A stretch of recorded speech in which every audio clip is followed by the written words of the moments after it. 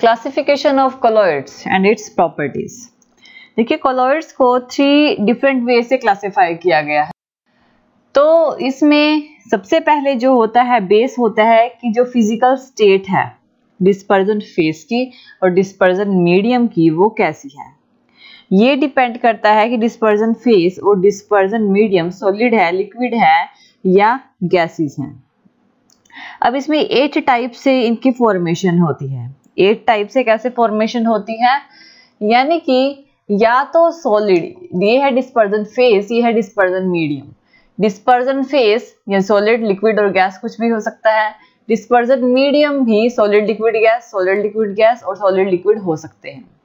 यानी कि solid solid, dispersion face और डिस्पर्जन मीडियम दोनों ही सॉलिड हो, सॉलिड लिक्विड हो या सॉलिड गैस हो, या लिक्विड सॉलिड, लिक्विड लिक्विड या लिक्विड गैस, या गैस सॉलिड या गैस लिक्विड हो, कुछ भी हो सकता है।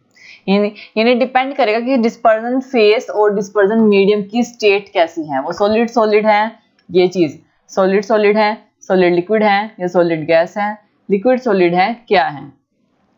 अब जब ये फॉर्मेशन होती है इनकी तो इनमें सोल्स बनते हैं। अब देखिए इसमें 8 टाइप्स के हैं ये। जब सॉलिड और लिक्विड आपस में मिलते हैं यानी कि इनमें सोल्स बनते हैं। कैसे? जब सॉलिड और सॉलिड आपस में मिलेंगे, डिस्पर्जन फेस भी सॉलिड होगा, मीडियम भी सॉलिड होगा, तो सॉलिड सोल्स बनेंगे। सॉलिड और लिक्विड मिलेंगे तो सोल्स बनेंगे। सॉलिड और गैस बनेंगे मिलेंगे तो एरोसोल्स बनेंगे। लिक्विड और सॉलिड तो जेल बनेंगे, लिक्विड लिक्विड इमल्सन बनेंगे, लिक्विड गैस एरोसोल्स बनेंगे। गैस सॉलिड मिल के सॉलिड फॉर्म बनाएंगे और गैस और लिक्विड मिलके फॉर्म्स बनाएंगे। तो ये क्या है कि जब सॉलिड और सॉलिड मिलते हैं तो ये सोल्स बनाते हैं। लिक्विड और सॉलिड बनते हैं, जेल्स बनाते हैं। लिक्विड लिक्विड मिलते हैं तो इमल्सन क्रिएट होता है। तो अलग अलग फॉर्मेशंस होती हैं। इनके कुछ एग्जांपल्स हैं। सॉलिड सोल्स, यानी जब सॉलिड सॉलिड मिलते हैं तो सॉलिड सोल्स बनाते हैं, जैसे कि कलर्ड ग्लास होता है। सॉलिड लिक्विड जो सोल्स होते हैं जैसे कि पेंट्स होता है। सॉलिड गैस जो कि एरोसोल्स होते हैं जैसे कि स्मोक। लिक्विड सॉलिड जैसे कि जेल बनाते हैं जैसे कि चीज, बटर और जेलीज।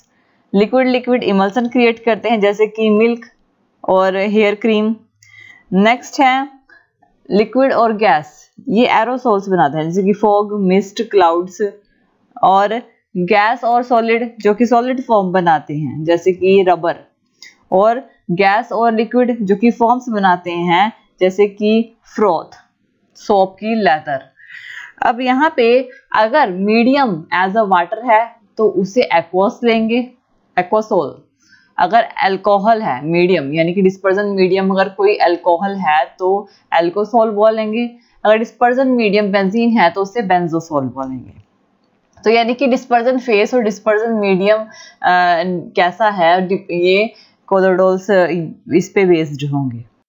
नेक्स्ट जो होता है सेकंड पॉइंट, ये बेस होता है जो इंटरेक्शन होती है डिस्पर्जन फेस और डिस्पर्जन मीडियम के बीच में। अब यहाँ पे ये 2 कैटेगरीज में से डिवाइड किया गया है, लायोफिलिक और लायोफोबिक। सबसे पहले अगर water as a dispersion medium लेते हैं, डिस्पर्जन मीडियम अगर वाटर है तो उसे हाइड्रोफिलिक और हाइड्रोफोबिक बोलेंगे। और वो अदरवाइज लायोफिलिक कॉलॉइड्स और लायोफोबिक कॉलॉइड्स। सबसे पहले लायोफिलिक कॉलॉइड्स। लायोफिलिक कॉलॉइड्स वो कॉलॉइड्स होते हैं जिसमें सब्सटेंस होते हैं जैसे कि गम, स्टार्च, ग्लू, रबर। जब इन्हें मिक्स करते हैं एक पर्टिकुलर लिक्विड, सुटेबल लिक्विड के साथ, और वो लिक्विड डिस्पर्जन मीडियम की तरह काम करेगा और ये डायरेक्टली कोलॉइड सोल्स बना लेते हैं, कोलॉइडल सोल्स बना लेते हैं, डायरेक्टली कोलॉइडल सोल्स बना लेते हैं। इसे लायोफिलिक बोला जाता है। इसे जो सोल्स बनती है इसे लायोफिलिक सोल्स कहते हैं।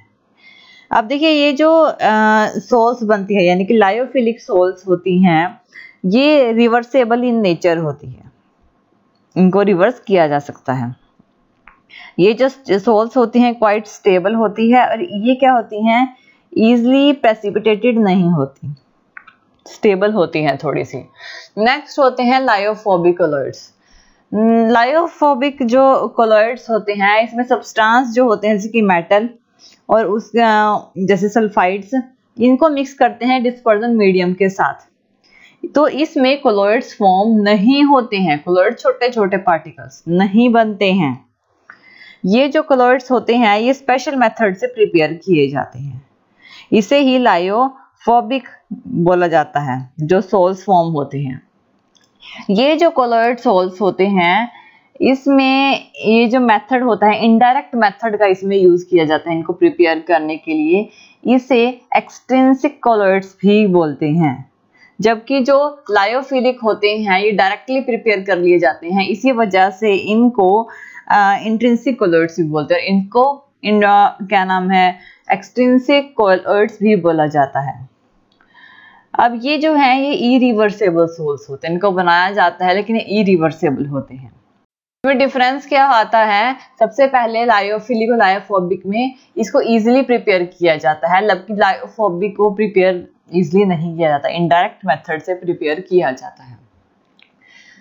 लायोफिलिक जो कि क्वाइट स्टेबल होते हैं, इनकी स्टेबिलिटी, लेकिन ये क्या होते हैं, ये इजीली प्रेसिपिटेट हो जाते हैं। ये अगर इनको हाइड्रेशन करते हैं, hydration property, high hydration property होती है, लेकिन इसमें ज्यादा हाइड्रेशन प्रॉपर्टी नहीं होती है। ये रिवर्सेबल होते हैं, लेकिन लायोफोबिक इरिवर्सेबल प्रोसेस होते हैं। इनका नेचर क्या होता है, जो लायोफिलिक कोलॉइड्स होते हैं ये फॉर्म होते हैं ऑर्गेनिक सब्सटेंस से, लेकिन जो लायोफोबिक है वो इनऑर्गेनिक सब्सटेंस से फॉर्म होते हैं। नेक्स्ट है विस्कोसिटी। इन लायोफिलिक की विस्कोसिटी मीडियम से थोड़ी, जो डिस्पर्जन मीडियम होता है उससे ज्यादा होती है, लेकिन इसकी सेम होती है। सरफेस टेंशन, इसकी जो सरफेस टेंशन है डिस्पर्जन मीडियम से लो होती है, लेकिन इसकी सेम होती है जितनी डिस्पर्जन मीडियम की होती है। तो ये था इसका डिफरेंस। थर्ड पॉइंट है जो कोलॉइड्स की क्लासिफिकेशन का, ये बेस होते हैं कि टाइप ऑफ पार्टिकल्स पे, यानी कि डिस्पर्जन फेज के पार्टिकल्स कैसे हैं। अब अलग अलग तरह के पार्टिकल होते हैं, जैसे multi molecular, macro molecular, associative colloids. सबसे पहले होते हैं multi molecular colloids. Multi molecular colloids वो कोलॉइड्स होते हैं जिसमें जब डिस्पर्जन होता है सब्सटेंस का एक डिस्पर्जन मीडियम में, तो लार्ज नंबर ऑफ एटम्स होते हैं, लार्ज नंबर ऑफ एटम और स्मॉलर मॉलिक्यूल्स होते हैं सब्सटेंस के, जिनका डायमीटर 1 नैनोमीटर से भी छोटा होता है, और ये एग्रीगेट होते हैं एक दूसरे के। तो ये बहुत छोटे साइज के होते हैं, कोलॉइड रेंज होते हैं इनकी। तो ये जो होते हैं, जो स्पीसीज होते हैं, इसे मल्टी मॉलिक्यूलर बोला जाता है। जैसे एग्जांपल गोल्ड सोल्स होते हैं। गोल्ड सोल्स में अलग अलग तरह के एटम्स होते हैं। ऐसे ही सल्फर सोल्स होते हैं जिसमें पार्टिकल्स जैसे S8 यानी कि सल्फर मॉलिक्यूल्स, बहुत सारे मॉलिक्यूल्स होते हैं। तो इसमें क्या होता है कि लार्ज नंबर ऑफ एटम और स्मॉल नंबर ऑफ मॉलिक्यूल्स होते हैं। नेक्स्ट होते हैं मैक्रो मॉलिक्यूल। मैक्रो मतलब बड़े बड़े, एक सब्सटेंस जिसमें एक बड़े साइज का मॉलिक्यूल होता है, जिसे मैक्रो मॉलिक्यूलर बोलते हैं। इसमें लार्ज मॉलिक्यूलर मास होता है। जब इसे सुटेबल लिक्विड में डालते हैं तो इसका मॉलिक्यूलर मास बहुत बड़ा हो जाता है। तो ये जो होते हैं ये मैक्रो मॉलिक्यूलर कोलॉइड्स होते हैं। अब इसके जो एग्जांपल्स है वो कौन कौन से होते हैं, जैसे कि मैक्रो मॉलिक्यूलर सब्सटेंस का एग्जांपल है पॉलीमर्स। इनका हाई मॉलिक्यूलर मास होता है। जो नेचुरली मैक्रोमोलिक्यूलर होते हैं वो होते हैं स्टार्च, सेल्यूलस, प्रोटीन, एंजाइम्स और जेलेटिन। जबकि जो मैन मेड होते हैं वो होते हैं पॉलीथीन, नायलॉन और जो सिंथेटिक रबर्स होते हैं वो मैक्रोमोलिक्यूलर्स होते हैं। ये लार्ज साइज के होते हैं और इसका डायमेंशन जो होता है वो ज़्यादा होता है। नेक्स्ट है कोलॉइड के कंपैरिजन में ज़्यादा होता है, जिस वजह से मैक्रोमोलिक्यूलर बोलते हैं। नेक्स्ट होते हैं एसोसिएटेड कोलॉइड्स। देखिए ये सब वो सब्सटेंस होते हैं जब इसे किसी डिस्पर्जन मीडियम में डाला जाता है, अगर कम क्वांटिटी में डालते हैं तो ये नॉर्मल वर्क करते हैं, लेकिन अगर ये नॉर्मल वर्क करेंगे अगर कम क्वांटिटी, लेकिन अगर ये ज़्यादा कंसंट्रेट कर दिया जाए तो इस टाइम पे इनकी जो फॉर्मेशन है ये एग्रीगेट पार्टिकल हो जाते हैं, जिसे एसोसिएटेड कोलॉइड्स बोलते हैं। इस टाइम में कम कंसंट्रेशन में ये स्ट्रॉन्ग इलेक्ट्रोलाइट की तरह वर्क करते हैं नॉर्मली, लेकिन हाई कंसंट्रेशन में ये इनकी जो प्रॉपर्टी होती है, ये एग्रीगेट पार्टिकल्स बन जाते हैं और यही होते हैं एसोसिएटेड कोलॉइड्स। देखिए ये जो एग्रीगेट कोलॉइड्स होते हैं, ये जो पार्टिकल्स होते हैं, ये मिसल्स की फॉर्म में होते हैं। मिसल्स जैसे कि सोप की फॉर्मेशन होती है। इसमें पर्टिकुलर कंसंट्रेशन होती है, क्रिटिकल मिसल कंसंट्रेशन होती है, जिसे CMC कहा जाता है। अब इसका मैकेनिज्म क्या होता है कि इसमें जैसे सोप सॉल्यूशन होता है, इसमें क्या होगा कि दो फॉर्मेशन CH3 CH2 CH2 की लॉन्ग चेन होती है और लास्ट में COO का नेगेटिव ग्रुप होता है और उसके आगे Na पॉजिटिव आयन होता है। तो ये जो फॉर्मेशन होती है, इसमें जो हाइड्रोकार्बन की जो चेन होती है, इसे नॉन पोलर टेल यानी कि हाइड्रोफोबिक वाटर रिपेलर बोला जाता है। यानी कि ये जो चेन होती है, ये वाटर को रिपेल करती है, यानी ये वाली चेन, इसको इस तरह रिप्रेजेंट किया जाता है, वाटर रिपेलर पार्ट। नेक्स्ट होता है COO नेगेटिव, इसको हाइड्रोफिलिक पोलर, ये पोलर हेड होता है, ये नॉन पोलर होती है और ये पोलर होता है, ये हेड होता है, जिसे हाइड्रोफिलिक बोला जाता है। और ये वाटर अट्रैक्ट होता है, यानी वाटर को अट्रैक्ट करता है। Na पॉजिटिव पार्ट जो होता है वो वाटर में रहते हैं। अगर आपने वाटर का, ये सोप का और डिटर्जेंट का topic cleaning action of soap देखा है तो आपको इजीली क्लियर हो जाएगा। अब जैसे कि एक ऑयल ड्रॉप होता है, कपड़ों पे ऑयल या ग्रीस लग जाता है, मिसल्स का जो रिएक्शन होता है वो कैसे होता है, तो ये जो टेल होती है, ये वाली जो टेल होती है जो कि वाटर को रिपेल करती है, ये जो टेल होती है उस ग्रीस के अंदर या ऑयल ड्रॉप के अंदर जो कपड़ों पे लगी हुई होती है उसके अंदर जाती है। जबकि नेगेटिव पार्ट जो है, जो वाटर को लाइक करता है, वाटर को अट्रैक्ट करने का काम करता है, वो बाहर की तरफ होता है, वाटर की तरफ होता है, और अन्य पॉजिटिव आयंस वाटर में होते हैं। और ये क्या करता है कि ये जो चेन होती है, ये वाली चेन जो टेल होती है, ये इस ग्रीस को पकड़ के निकाल देती है और निकाल के, कपड़े से निकाल के सोप सॉल्यूशन में जब डालते हैं किसी कपड़े को, तो निकाल के वो उसको छोटे छोटे ऑयल्स को छोटे छोटे टुकड़ों में क्या होती है, बांट देती है, तोड़ देती है, एक बड़े पार्टिकल को छोटे छोटे पार्टिकल्स में तोड़ देती है। जिससे क्या होता है कि ये जो छोटे छोटे टुकड़े हैं एक दूसरे का, यहाँ पे क्या होगा, सारे में ये जो वाटर की तरफ नेगेटिव पार्ट होगा और जो पॉजिटिव पार्ट है ये पानी में होगा, तो एक दूसरे को, छोटे छोटे ड्रॉप्स है ना, ये एक दूसरे को रिपेल करते हैं, सेम चार्ज होने की वजह से एक दूसरे को रिपेल करते हैं, ताकि ये फिर से मिलके एक बड़ा ड्रॉप ना बना सके, जिससे कि हमारा जो क्लॉथ है वो क्लीन हो जाता है। जब उसे वॉश करते हैं, जो एक्सेस वाटर के साथ से वॉश करते हैं तो क्लीन हो जाता है। तो ये मिसल्स एक्शन होता है।